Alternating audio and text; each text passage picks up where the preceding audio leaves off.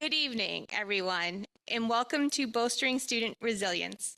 My name is Therese Acton Roberts, and I am the Center Coordinator of the Chris Walsh Center for Educators and Families at Framingham State University. Before I introduce tonight's keynote speaker, I'd like to share a little bit about the Chris Walsh Center and our mission.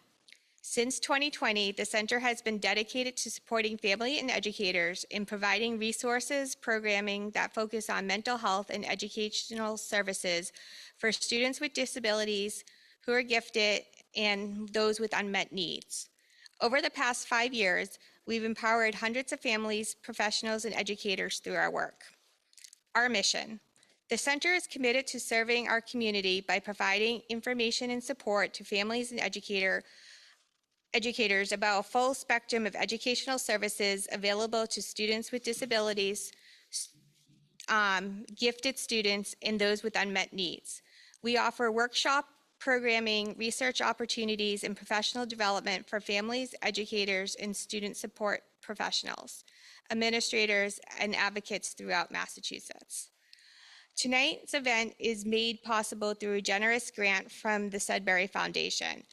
As much of our work is funded through grants, your feedback is essential in helping us continue to offer valuable programming like this one. Later in the event, we will provide you a QR code and an online link for a short survey, and we greatly appreciate your participation. It is now my pleasure to introduce Dr. Sara Whitcomb, our esteemed keynote speaker. Dr. Sara Whitcomb is a licensed psychologist, Associate Director of Research and Evaluation at Boston Children's Hospital Neighborhood Partnership Program, and a member of the faculty at Harvard Medical School. She is also the co-director of Birch Center at UMass Boston. Prior to her current role, she was a professor at University of Massachusetts Amherst School of Psychology program and a teacher in general and special education settings in Oregon and Massachusetts and Connecticut. Dr. Whitcomb's research and practice interests are in behavioral assessment, social emotional learning, and organizational consultations in schools. She is an author of a number of texts and journal articles on these topics and has consulted in over 100 school districts in Massachusetts to build capacity to meet all students' behavioral health needs. Please join me in welcoming Dr. Sara Whitcomb. Thanks, everybody. It is so fun to be here and to see Dr. James Cressy, who was on the hiring committee for me a million years ago at UMass Amherst, right? We've come a long way since then. I'm going to go ahead and share my screen.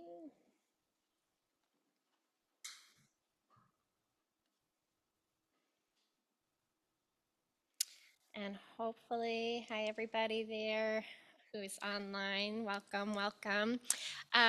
So I just want to share a little bit behind the story of Bolstering Student Resilience, the book that I was able to co-author with my colleague, Dr. Jason Harlicker. Before I begin, I like to start with a quote. So as a kid, I wanted to be a superhero, psychologist, philanthropist, philosopher, actor, comedian, so I became a teacher. Right? You have multiple hats that you're wearing as educators, and I just want to make sure we all recognize that. So thank you so much, Charisse, for that lovely introduction. Just a little bit about myself and Jason. We met years ago in our doctoral training program at the University of Oregon, where we were part of a research team called the Oregon Resiliency Project. And that was a place where we got to kind of dream big about how do we support kids in schools, how do we think about kids' mental health needs. We had a wonderful advisor, Dr. Ken Merrill, and so we've stayed connected all these years.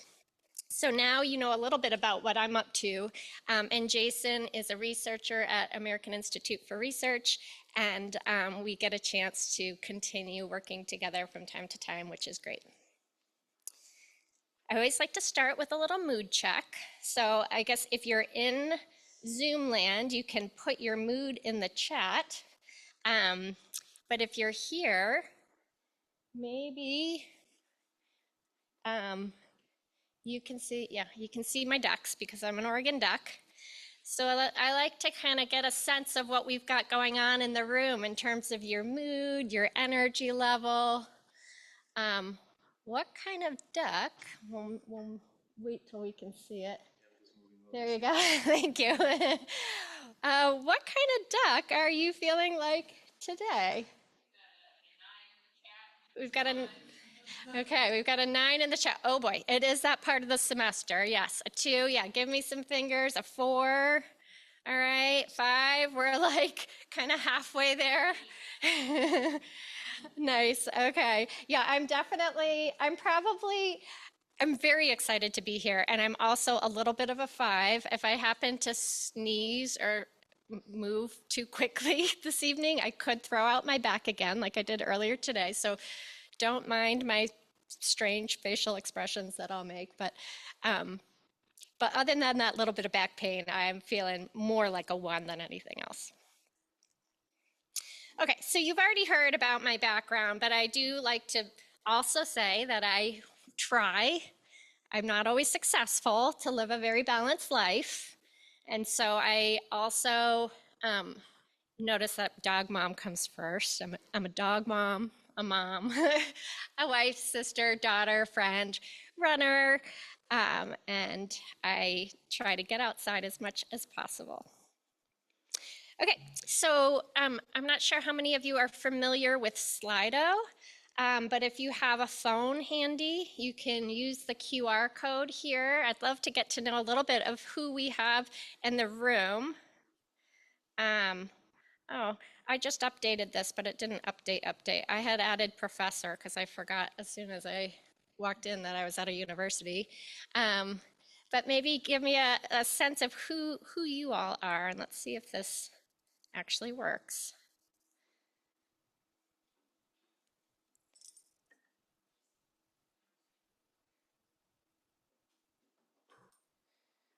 Let's see.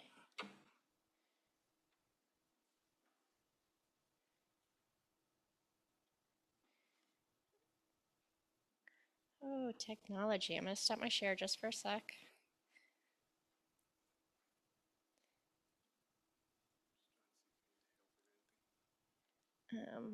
I just want to keep active. Let's see. Refresh this.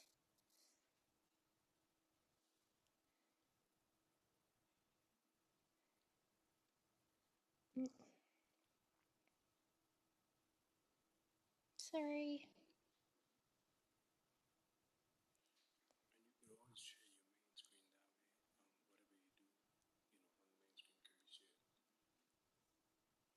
Let's see if this. Oh, no, still no. Okay, hold on. Let me just try one little thing.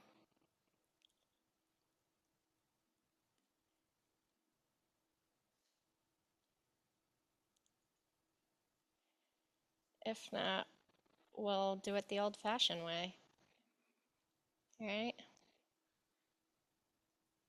Oh, we have it on the side. Let's see.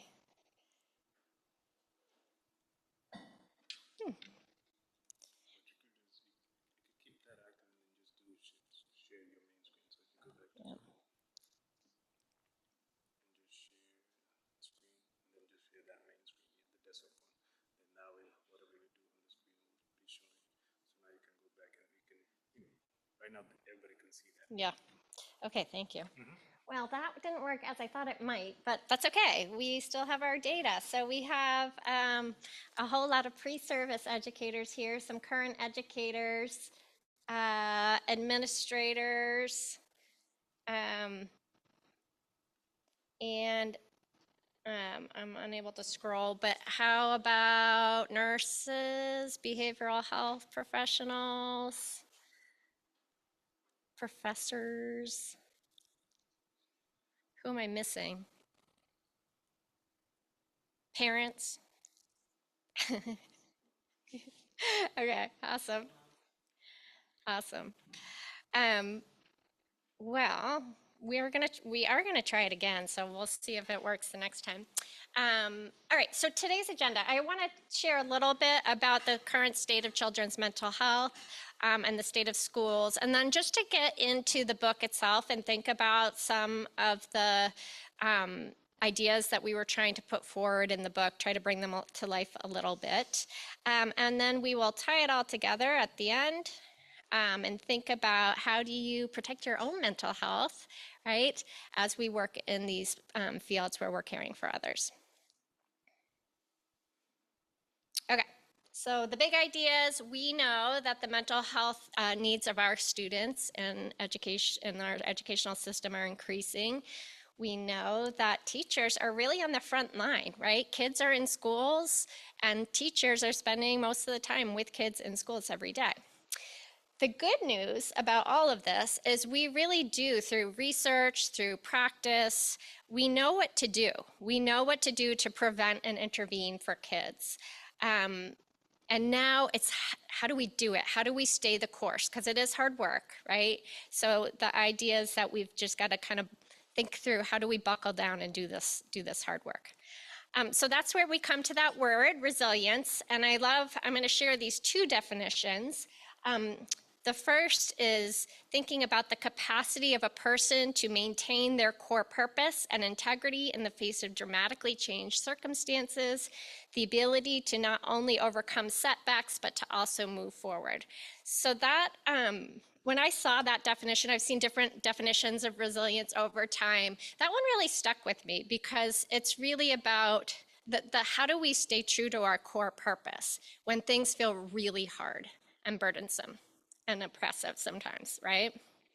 And so then as I, moved through my career and started to think a little bit more about systems and a classroom as a system, a school as a system, a district as a system, I really loved this definition too, because we can think about how do we build resiliency in our systems, right? So the capacity of a system, enterprise, or person to maintain its core purpose and integrity in the face of dramatically changed circumstances.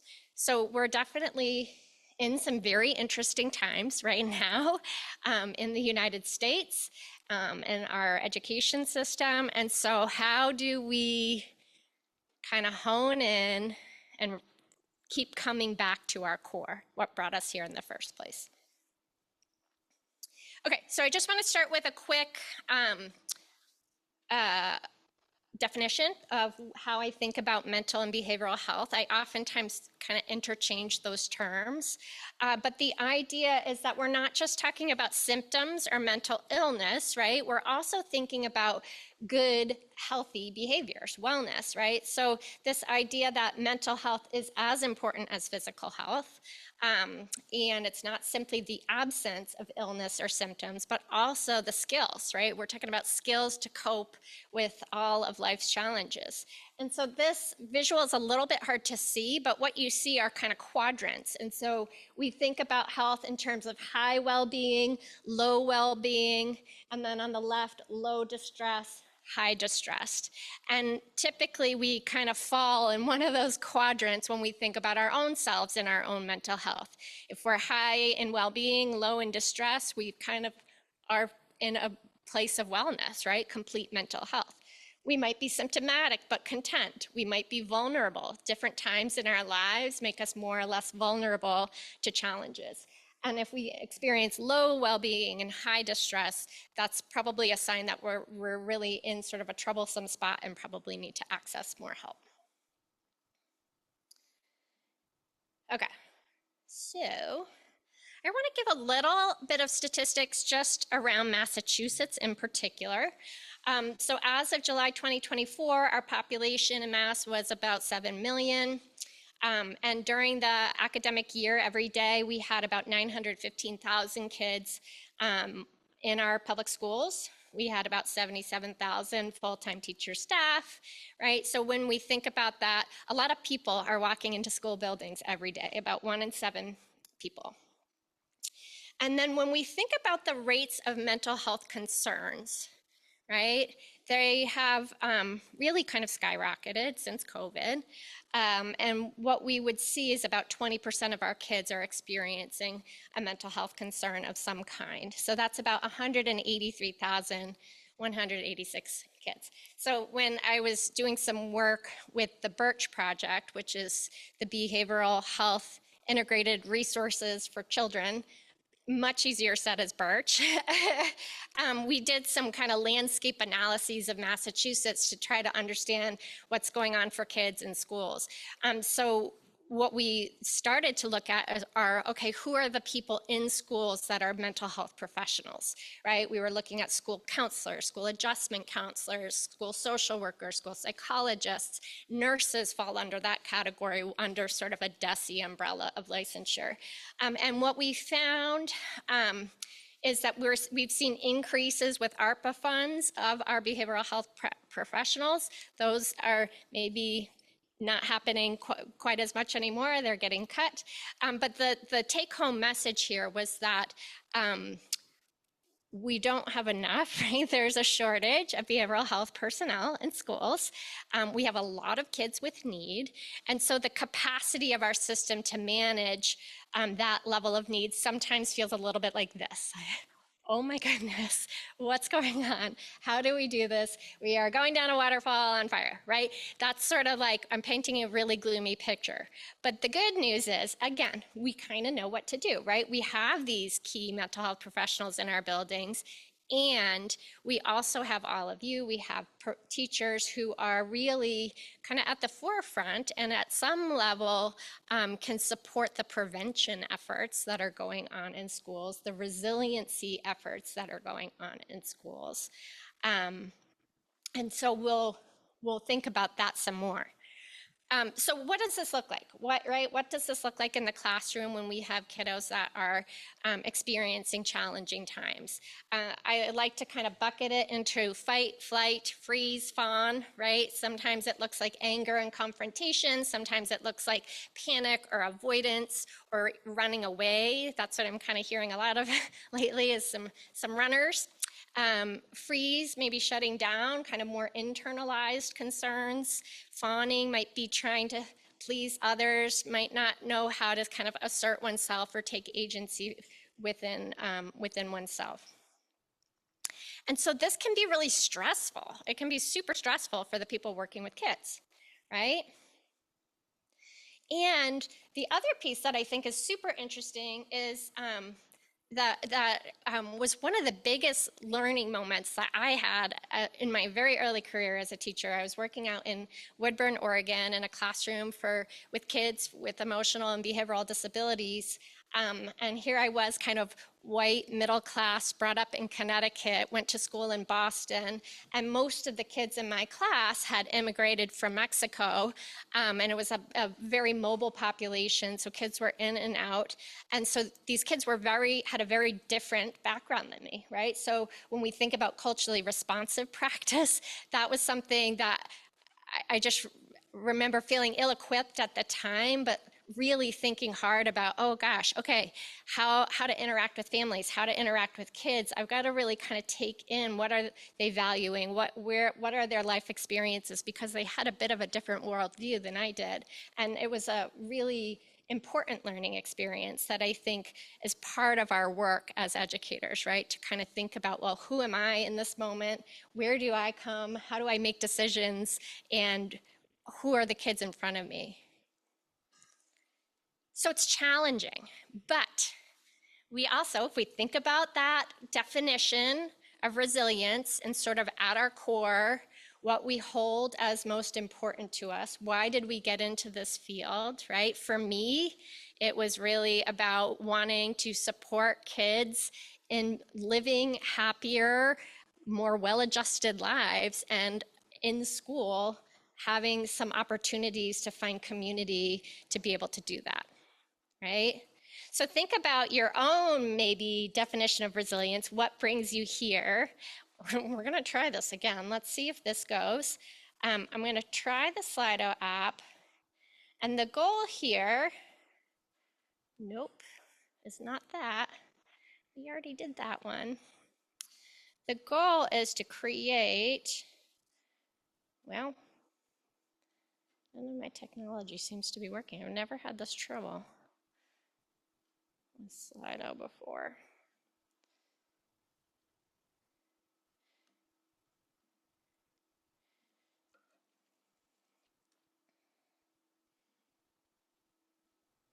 Let's see if I can do it this way.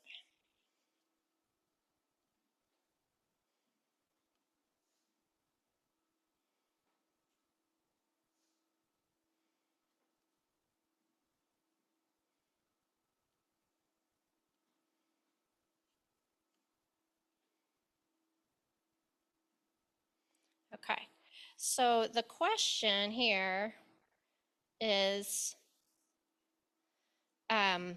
what does wellness look like to you? So if you think about this in a classroom, and you're imagining that you're feeling well and adjusted, your kids are feeling well and adjusted, what would be a word or two words that captures what wellness looks like?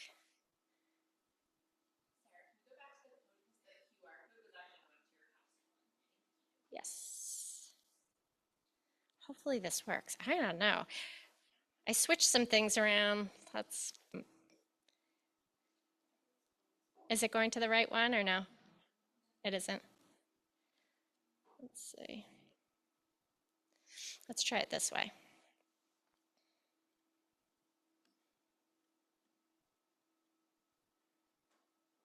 We might just skip this.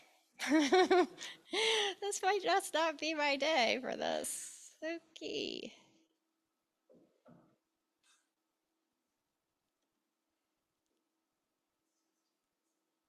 It's testing my resilience.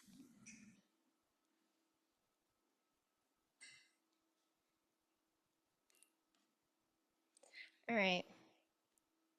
Well, how about we'll be adaptable? That's sort of my next strategy. Yeah, definitely. Let's, when you think about wellness, maybe online folks, feel free to enter in the chat. And for the rest of us, feel free to just popcorn and shout out some of the words that come into mind for you. Yeah. I think having like a balanced lifestyle overall. Yeah, a balanced lifestyle, right? A little bit of work, a little bit of play, having some boundaries around that. Yes. Thank you. Safety and acceptance. Flexibility. Yes. Sleep. Yeah, taking care of basic needs. That's huge, right? It's huge for us. It's huge for our kids that come into the classroom. I don't know what this looks like in the classroom, but I think low anxiety. Yeah. And mental health is good. Yeah, then I'm feeling calm, right? I'm feeling good. Yeah, James.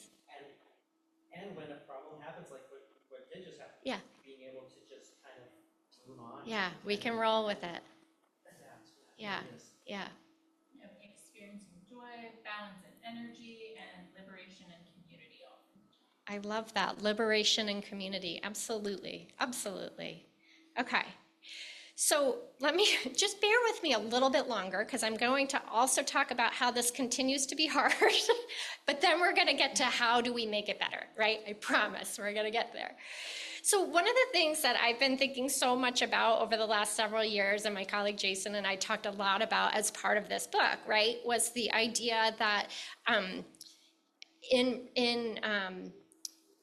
in our experiences when we were at the University of Oregon, as we talked to different researchers who were in our own program but had kind of their niche areas of research, some were interested in social emotional learning, some were interested in positive behavioral interventions and supports, some were more interested in school climate. And those are like constructs and literature bases that run deep. You know, people have been studying these things for a long time. And so often they don't intersect in that world. I remember going to one of my professors and saying, hey, I feel like there's something between positive behavioral interventions and supports where we're really developing a climate of safety and predictability and comfort for kids, and social emotional learning, where we learn skills to develop how to cope in the world, right? There's some intersection here. And he said, oh, go talk to your other professor about that.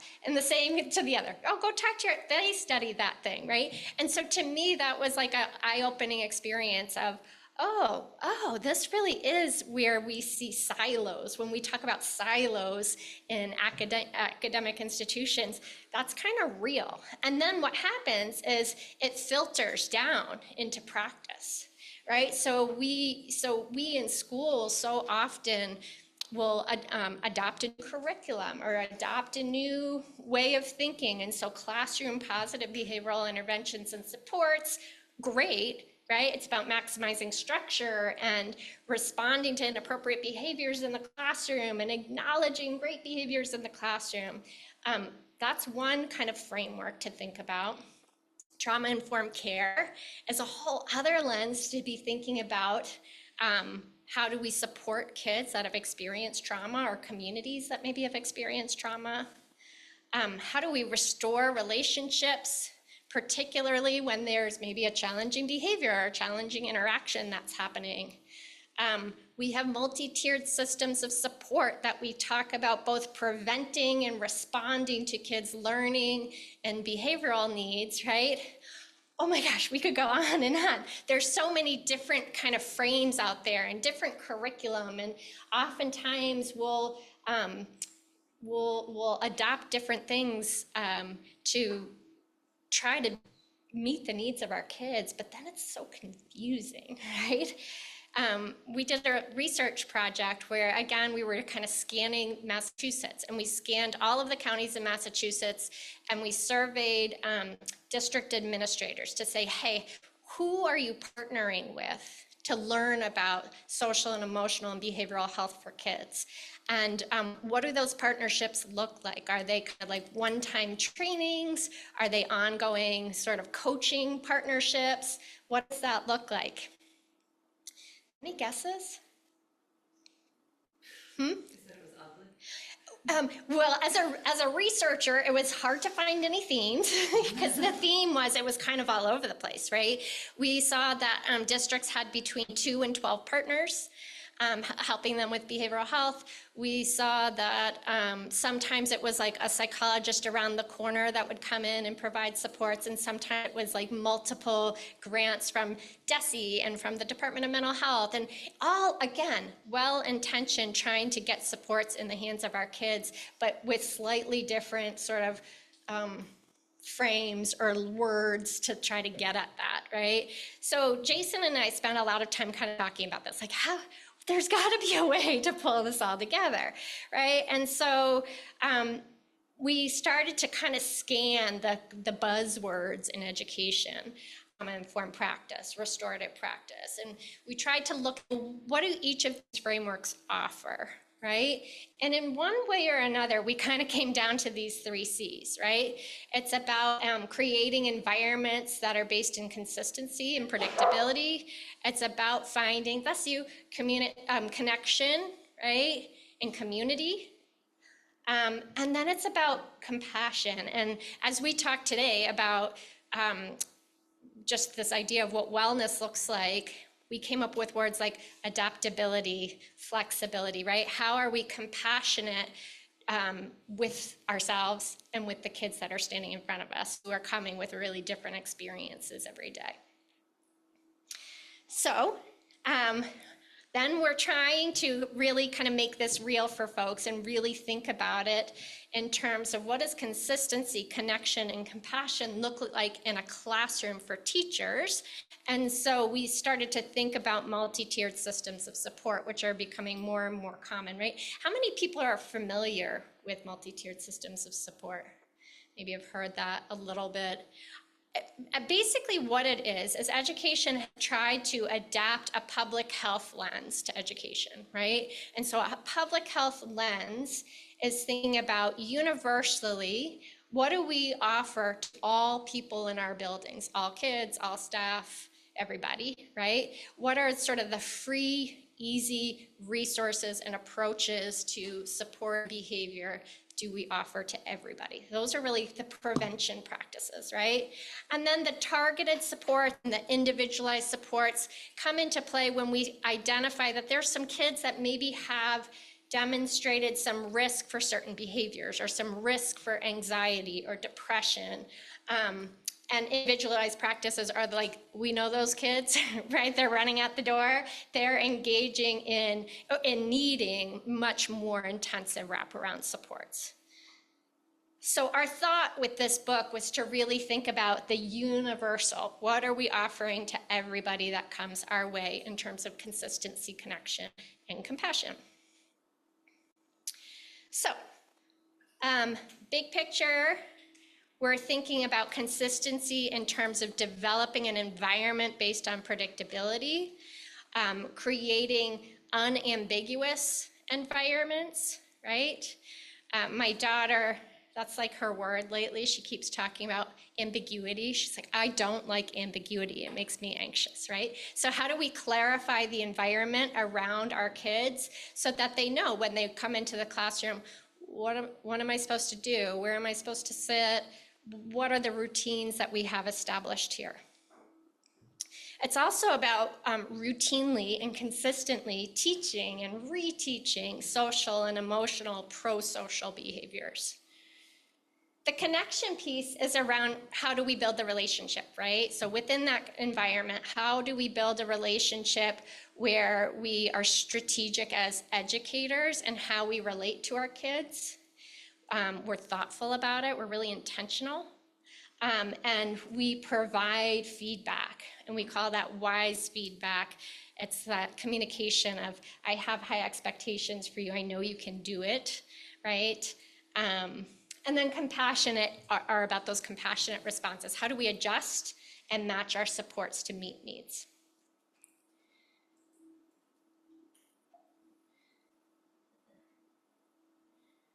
Okay, so let's just break this down a little bit. So promoting consistency, examples might be, right, thinking about how do we arrange a class, just the physical environment of our classroom so it's easy to kind of move around.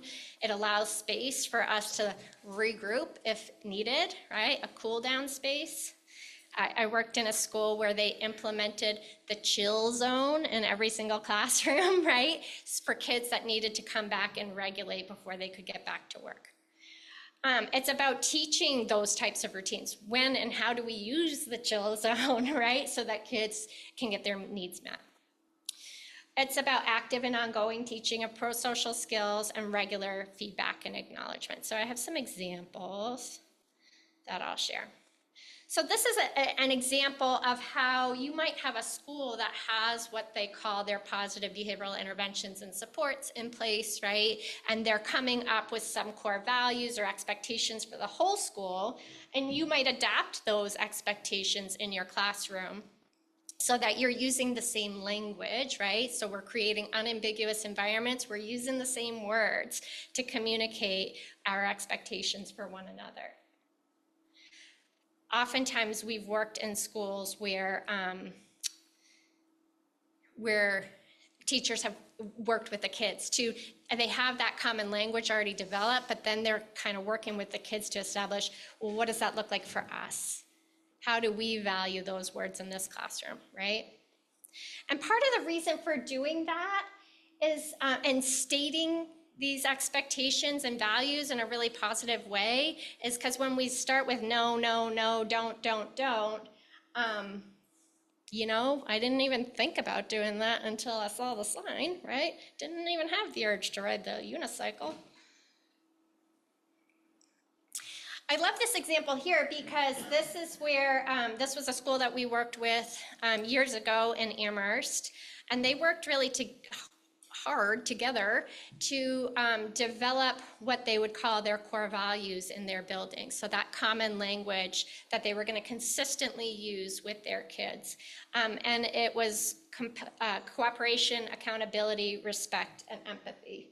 And the beauty of this was they really brought this to life. They had books that that the older kids would read to the younger kids that really emphasized some of these values. They had all sorts of activities to really bring that those words to life. And the beauty of this is that has sustained and will sustain because they brought in an artist in residence to build a mosaic that is forever in the wall of Crocker Farm Elementary School. And each kid, each adult in the building had played a role in putting part of that mosaic together. So it was a communal activity, but it was a communal activity to help them build some consistency in their environment. And when I talk about teaching, reteaching, consistently coming back to pro-social skill development, we're really talking about social and emotional learning as defined by the Collaborative for Academic and Social Emotional Learning. And so they've really kind of narrowed these competency areas that we can all be learning for a lifetime, right? That help us internally. So self-awareness is something that I might learn for myself, understanding and recognizing and kind of noticing my emotions. Self-management, how I manage those emotions, how I handle big feelings. Social awareness, how do I kind of look out towards others and build an understanding of what's going on for them? And then how do we build relationship skills and responsible decisions based on our understanding of the world around us?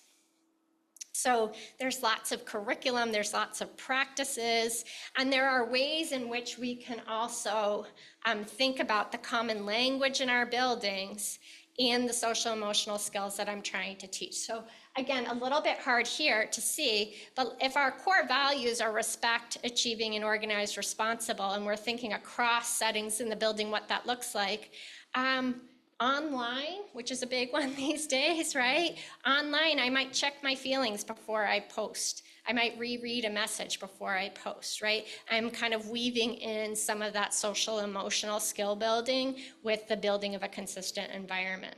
I'm using a breathing technique. I'm listening to my signals, right? So when we break it down or we put it all together, we start to build the skill in ourselves to think about events, the thing that happens in a day, the emotional reaction we have in that moment, the very first thought we have in that moment, what we decide to do or not do based on that initial experience, that emotional and thoughtful experience, and then what happens as a result of that, right? So sometimes, like if we think of an example, the thing that happens is the technology doesn't work, right? The emotional reaction is, oh, this makes me anxious, and oh my gosh, oh my gosh, oh my gosh, I didn't do it right? That could be something going through my head. The response might be, I'm gonna run out of here because I just can't handle this, right? The consequence of that is what? I'll be embarrassed, you might not invite me back. There's a whole host of consequences that could happen there. Or we think about, okay, it's okay, these things happen, how can we adapt, how can we respond, and the community gathers around you and responds with different ways of contributing, right? And so it's kind of a constant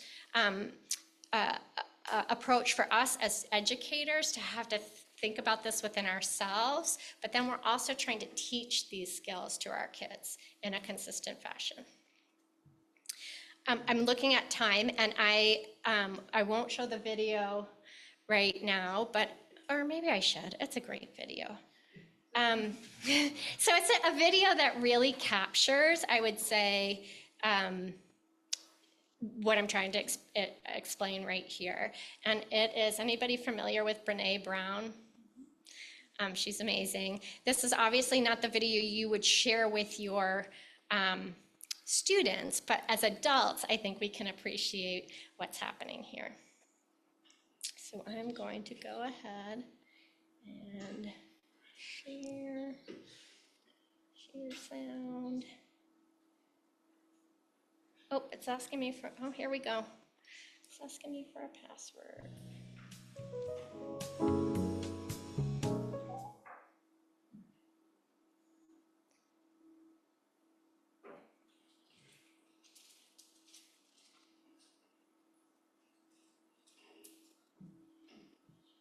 We don't have sound. Boy.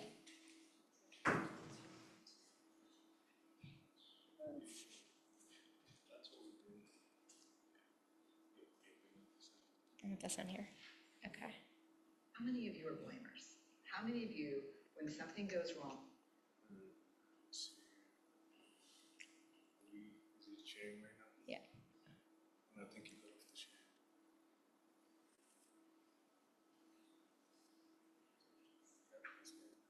Now you can start.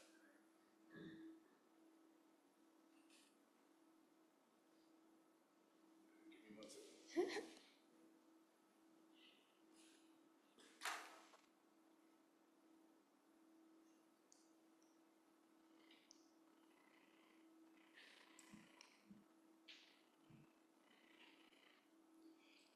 We can roll with it again.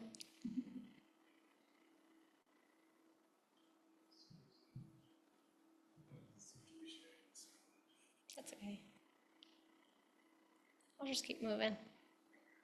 I'll share the slides though, so you can check it out. It's a great video where she really highlights the interaction between herself and her husband and how quickly emotional reactions and thinking can happen and how it can be expressed as anger, right? Whereas if you took a step, you thought about your emotions, you thought about your thoughts, you'd realize it's not really about the other person, it's about how you're feeling, right? And so much of our feelings are kind of, they can explode onto others unintentionally. So part of our goals are to help ourselves and our kids kind of recognize that. So I'm gonna move us along.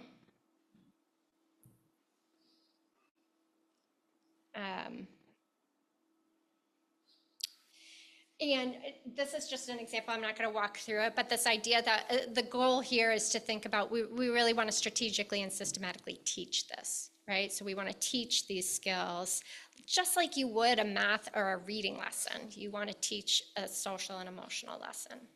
And why must we reteach? Well, we all know behaviors are prerequisites for academics.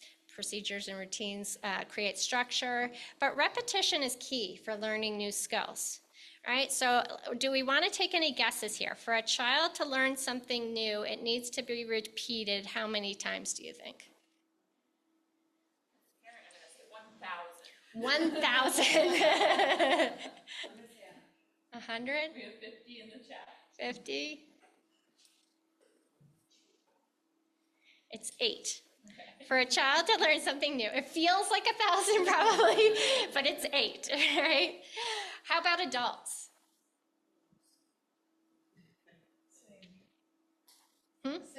Same. It's more. Right? It's 25 times. So me standing in front of you, if this is new learning for you, you're probably going to walk away with maybe one piece of new information, but you'd have to hear it 8 more, or 25 more times, 24 more times for you to really internalize it. So let's think about this now for kids. So some of those kids that are coming in and maybe they've experienced challenging, harsh parenting, coercive family interactions before they even show up to school, right? And we are trying to come together around our core values and build wellness and build social skills that maybe are not part of their repertoire, that they haven't experienced before. How many times do you think they need to hear something new to unlearn an old behavior and learn a new adaptive strategy?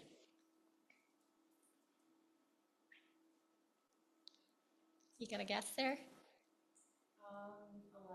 11. 11? 28, right? So it's just something for us to tuck away as we're trying to teach skills, teach new routines. At the start of the year, we're heavy in teaching where do we put our backpacks, where do we hand in homework, how do we access our online management system, right? Like all of those different new skills that take some time. It takes a kid 8 times. It takes us 25 times. Right? I just transitioned to a new job this year where I'm learning new systems. And I must be at number 2 right now because I feel really far away from learning some of the things I need to learn. But even more importantly, for those kids that are coming into our classroom and may be feeling challenged, right, might be struggling with big emotions, dysregulated behavior, really dysregulated energy levels, it takes some time and takes some practice to learn new skills. Okay, so we're going to consistently build up our environment of consistency and then think about how do we connect? How do we actively and intentionally work to build relationships between teachers and students? And we can kind of think about that from a space of consistency too, right? We can intentionally build what we call relational contact. So we've been working on this project for a number of years, both at UMass and now at Children's, where we're working with teachers to kind of think about some key behaviors that they can engage in to help strategically build relational contact with kids. And what I mean by that is, like, we all think, right, student-teacher relationships are important. Of course, they're critical. We kind of just assume that. And we also assume that that's just kind of a natural part of our day. But one of the things that I've found really interesting is that, and maybe not surprising either, but it takes a little bit of reflective work, is that some kids are harder to connect with than others, right?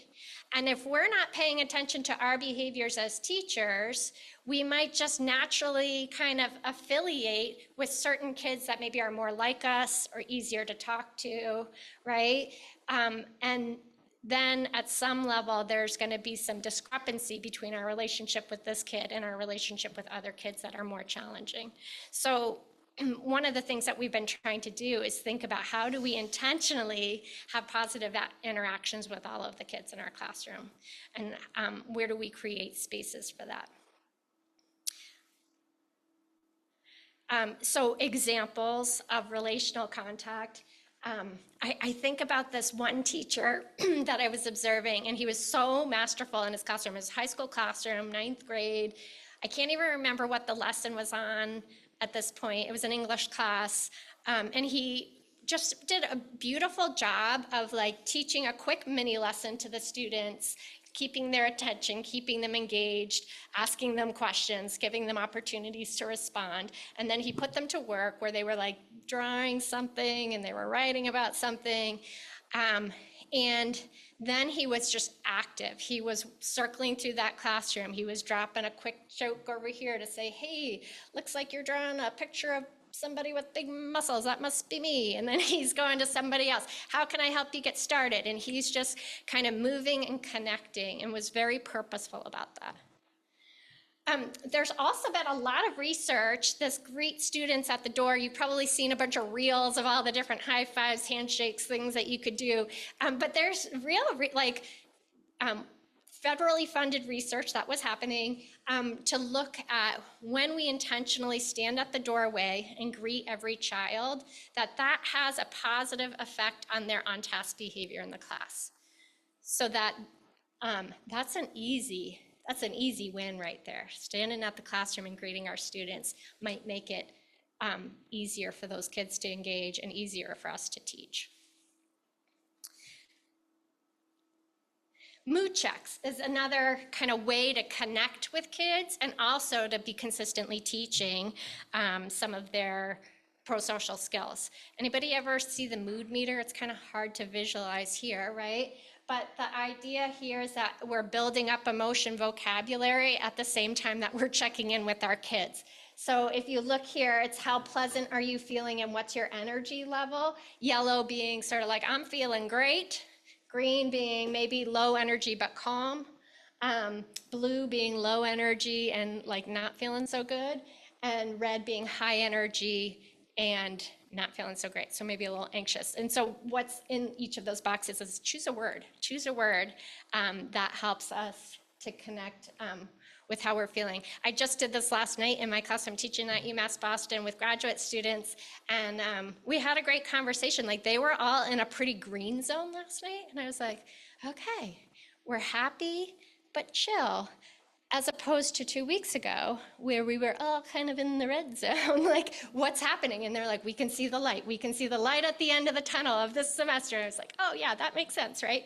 So there's different fun ways to just kind of check in with kids and connect with them. And there's fun ways. I hate raccoons, but I added this here because I thought that was kind of funny. This is like really aging me, but the Foo Fighters, right? Are a band. Dave Grohl is an amazing, thank you. Somebody in the back here is giving me love. But on a scale of Grohl, how are you feeling today, right? Just another example. The idea of strategically placing kids together as new kids come into the building who are go-to kids that can help them along. How do we create kind of safe spaces for conversation, for problem solving? How do we make sure we have some hype people that are there to kind of pick our kids up when they're feeling low? I'm not gonna try this video. I've learned my lesson. That was only 3 times, I think, so that was pretty good. But also another great video of a kid on a rugby field just like hyping his buddy up. Connecting with families too is another thing that we're thinking about, right? And so often we hear from families like, oh, well, when I hear from school, it's usually not good news, right? If I get a phone call or a text. And so the idea here is, can we, again, intentionally and systematically think about how do we build a two-way street of communication, glows and grows. Here's what's glowing today for your kiddo. Here's a place that we're working on. What are you seeing at home? We've worked with schools that have put into place Wonderful Wednesdays where each teacher, so again, think about universally, we're doing this for all kids, each teacher every Wednesday makes a positive phone call home. And that's just a commitment that the school made to connecting. My colleague from UMass Amherst, Sara Pfeffer, she completed a study on positive parent contact, which was really pretty cool. They reached out to parents of children that were struggling behaviorally in the classroom, and they asked parents, what's the best way to connect with them? Text, phone call, email, and so they used kind of parents' preferred communication style. And then the only point of the intervention was to send 3 positive notes home per week. So not even like talking about the problematic behaviors, let's just give some really positive feedback. There was no intervention for the kid in the classroom at all, and they saw kids' challenging behaviors reduced. So the power of positive communication and two-way communication, and again, quick and easy, a quick text of how this child's doing.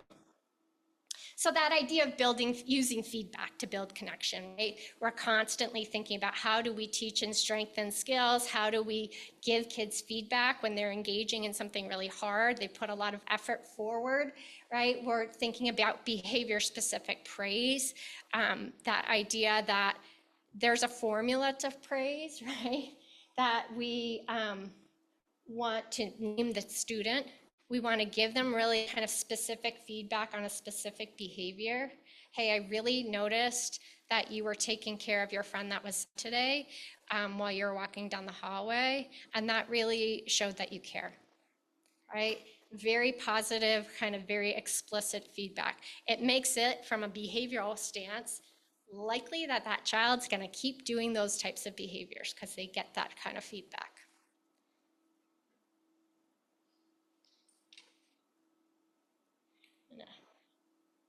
Skip through this part.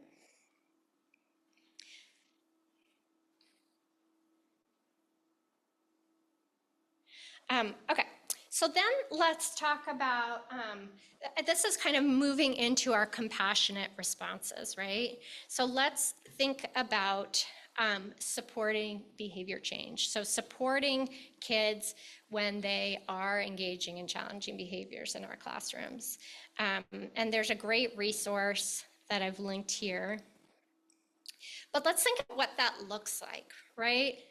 What's a challenging behavior that might come up in a classroom? Anybody want to give an example?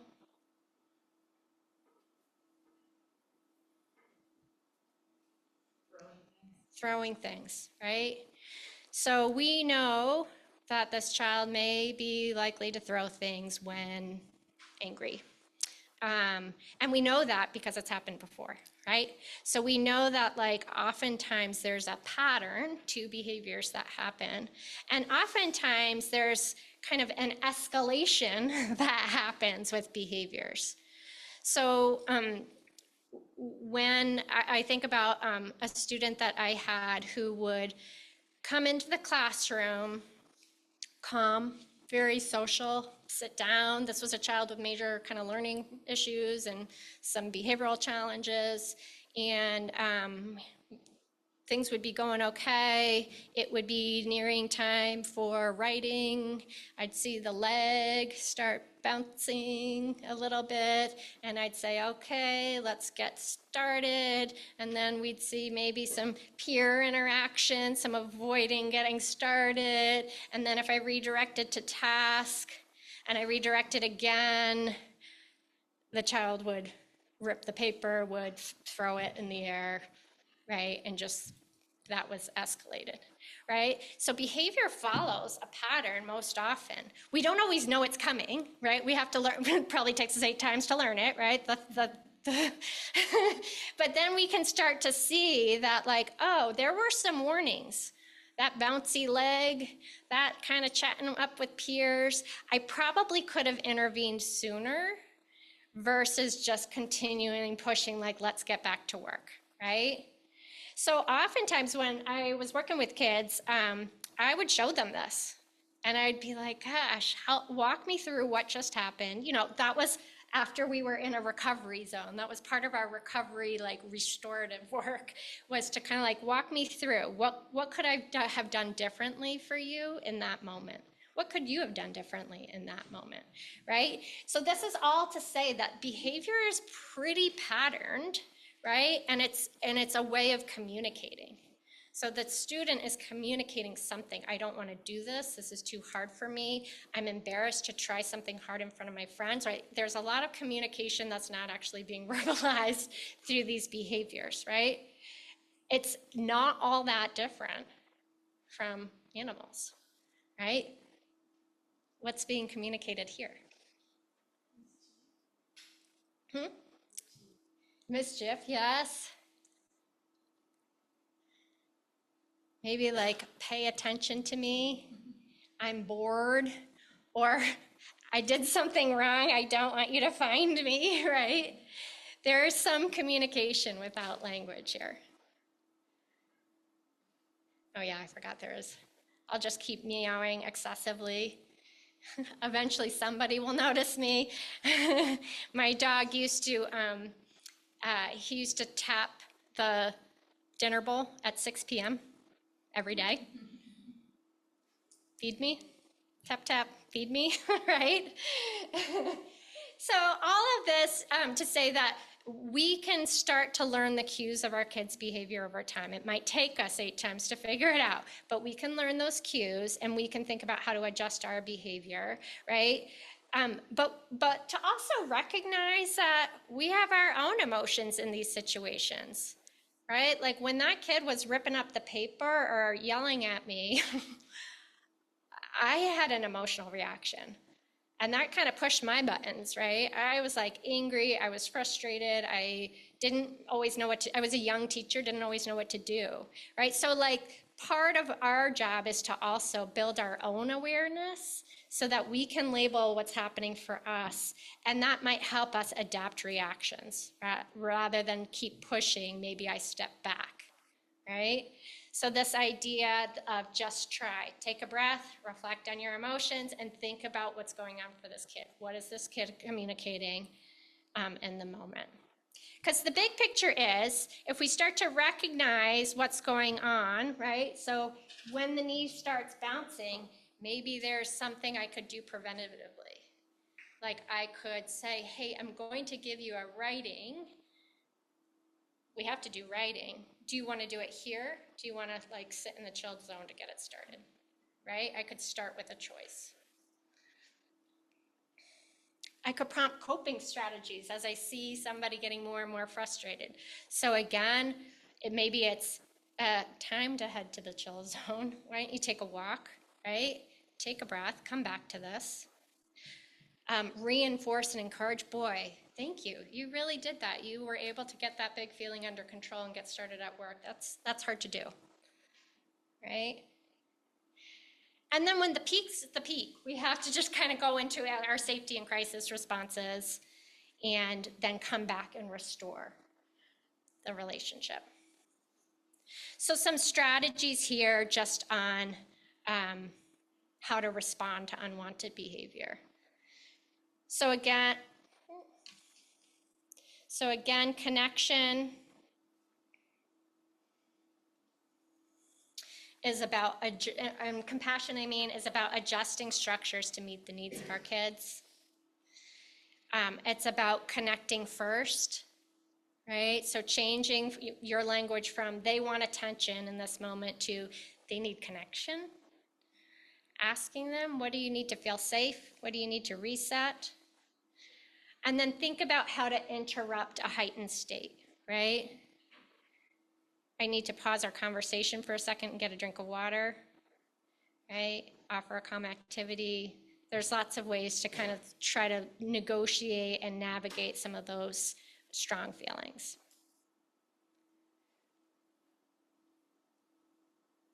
Okay, so we got that. So again, this idea of the event, the arousal, the adaptive skill, reinforcement, we might be teaching a new way, right? And then I just kind of want to think about how we, what do I want to say? Sometimes, right, you as teachers are on the front line. Sometimes it's hard and we need help, right? So figuring out what the mechanisms are to ask for help of our behavioral health providers in the schools, right?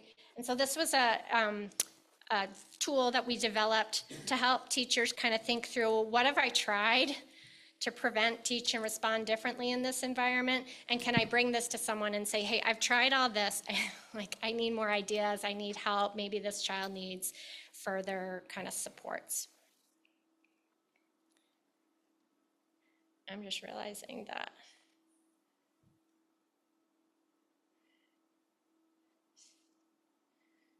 I'm sorry. Okay, so in summary, thinking about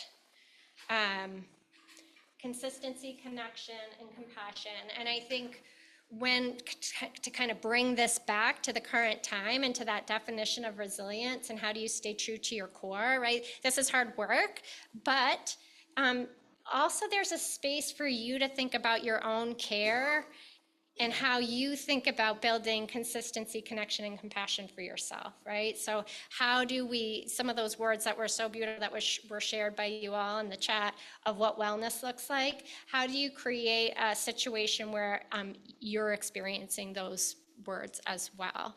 And we can't do it alone, right? We have to do it in connection and community with others.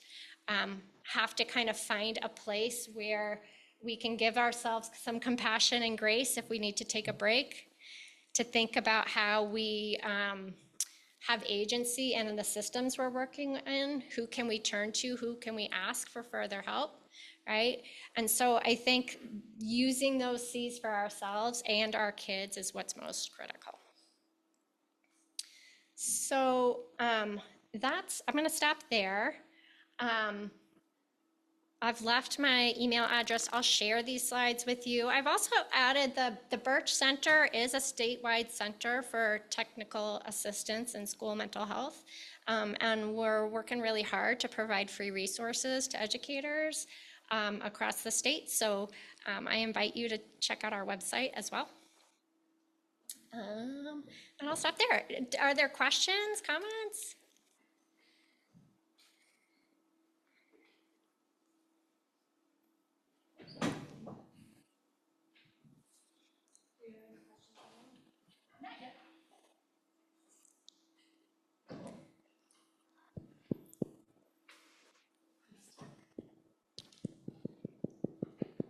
Hello. It's really angry.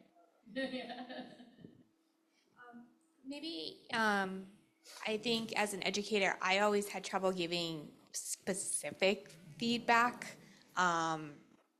maybe for these younger educators in the class, if you could talk a lot about that. In the book club with the education club, we spent some time talking about the Specific specific feedback. feedback. Both in terms of positive and when there's an error or a challenge? Yeah. Yeah, yeah. Well, I think there's a couple ways to think about it, right? When we think about positive feedback, specific positive feedback we want to give to kids, right? The idea of that is that it's contingent on something, right? And I think we, again, need to be strategic. So if I'm just giving you positive feedback and I'm saying, good job, good job, good job, good job, good job, good job, was that special to anybody? No.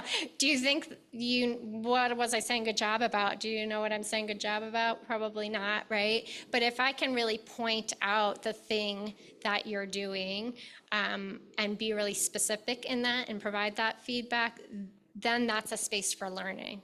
It's, oh, I'm going to keep doing that. I'm going to keep treating my friends really well. Somebody noticed that, and I didn't even notice that in myself, right? I think one of the things about being strategic about it too, though, is not only just being specific, but kind of thinking about when and how we offer it. So there's some literature that really speaks to like when a task is new or hard in a classroom. So you're teaching long division to fourth graders for the first time, right? You might give more frequent specific feedback with each step. Like, I don't even remember how to do long division, to be honest. So like, that's probably a bad example for me to share. But, right, but like with each step, you'd be like, hey, you mastered that step. That's hard to do, right? Oh, okay, you figured that out. Oh, is there a remainder? Yep, there's a remainder. Okay, great job, you did that, right? So I'm giving a lot of feedback around that task. Now, let's say we're into fifth grade and we've been doing long division for a while. If I stepped in and I'm giving an extreme example. We probably wouldn't do this, but if I'm giving a lot of feedback around every step of long division, again, it loses meaning, right? So when there's a task that's hard or new or something that you just want the student to notice about themselves, then that's a great space to give some really specific feedback around that. For like challenging feedback, again, it's probably not the time to do it when they're in the trigger or heightened state, right? But I really kind of see our restorative work as being a place to give feedback and take feedback, right? If we're trying to restore the relationship with our kid, again, it's like, hey, I noticed that when I asked you to do some work, you didn't get right to it. And my expectation is that you're going to do the work in this classroom. Tell me about that. What was happening there? How could that have gone differently? What could I have done differently, right? So like, I think we use the language of error correction because that's some of the language that's in the book. I don't love that language, honestly. I think it's more about restorative feedback. It's about kind of giving constructive feedback, but it's about doing it in a way to like reconnect and restore. Other questions?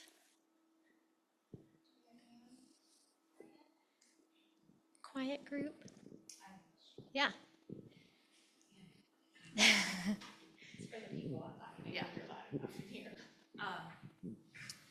What do you say to teachers who say, well, if we just put them on IEP, and then that will fix everything? Yeah. You know, they're having all these behavioral needs. Yes, they may need more support, but that's why they need to be evaluated. Oh, that's such a good question. You know, I think,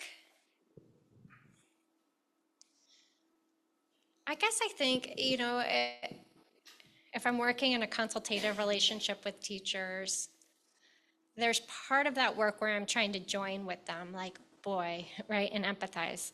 That sounds really hard. It sounds hard to have this kind of behavior in your classroom. I get it. I think starting there, and then like, for me as a school psychologist, so your school providers that you could access for help, like, what if I could come in and take a look? And then, I mean, I could teach a whole class on this, but like around sort of assessing what's going on in this classroom and this behavior, and how different is it from peers? Because sometimes we see that it's not all that different from the peers, but it's more just the hot button, like for whatever reason, this kid gets to me. And so then gently pointing out that is important, and to try to kind of, yeah, I mean, I think that's probably the approach I would take. And sometimes special education might be, this kid might need specialized instruction to really access what's going on in this classroom, sure. But maybe it's just a few accommodations. What if we just tried a few tweaks first, right? So it's not like pushing. I think oftentimes teachers feel like you're just like kicking the can down the road. And I don't think it's really about that. It's really about like, can we take this into context? Can we sort of gently, because it's hard work to do some of this, like recognizing in the moment how I'm feeling, how this kid's feeling, adjusting my, and so sometimes you need your community, you need a connection of a behavioral health professional in the school to just help you along, right? And I think that goes a long way. Yeah. All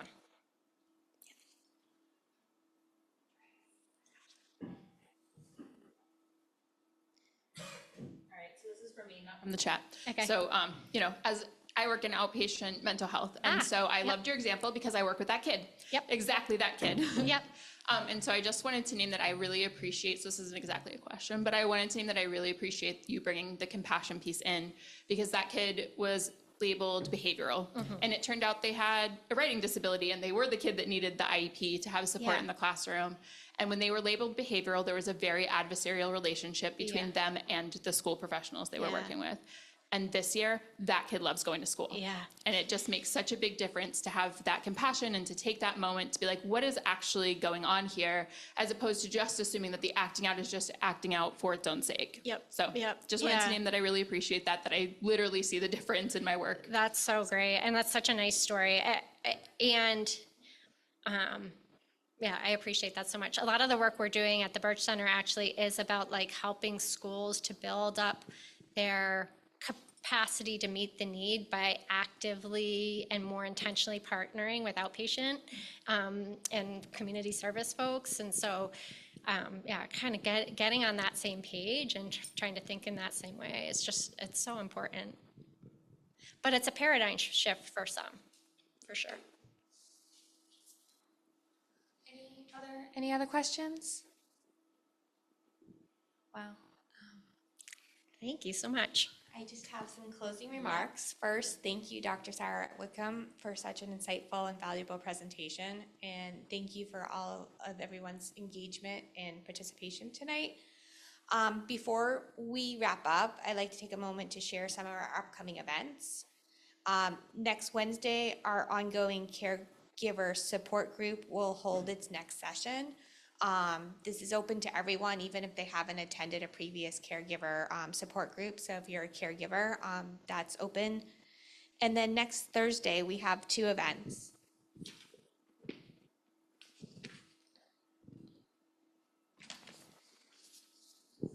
At 4:30, we have Cultivating Mindful Resilient Schools with Dr. Simone Kutraba. And if you're an educator, you can earn 1.5 PDPs for this.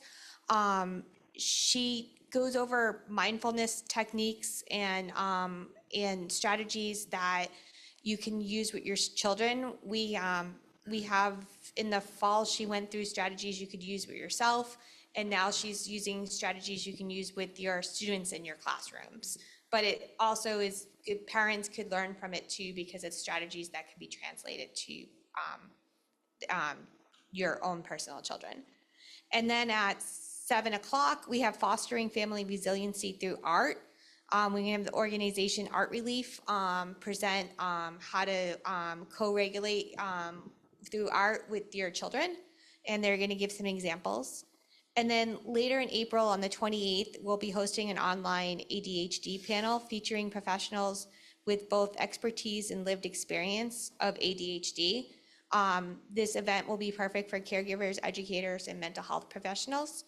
The registration link for the first 3 events is in the chat and will be in a follow-up email for everybody that will get out in the next 72 hours, like early next week. Yeah. And then the ADHD registration will be open soon. We are just finalizing details. So far, all the presentations the Chris Walsh Center has offered in the last 5 years has been at no cost to parents and educators. This year, we're celebrating our 5th year anniversary, and we're wanting to continue to provide free resources and programs for families and educators. And with your support, we can expand that. So we're part of our 5-year anniversary is we're trying to raise $25,000 to continue to offer free programming. There's a donation link in the chat that will be in your email. Donations, like small, anything leads to making progress. We've had 4 donations so far. We'd like to see the number of donations come up.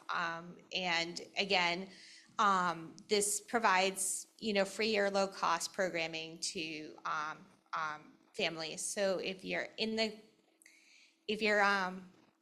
the ability to donate, again, small donations do add up. And we appreciate everything because we'd like to continue offering free programming to educators and families. Thank you. Thank you.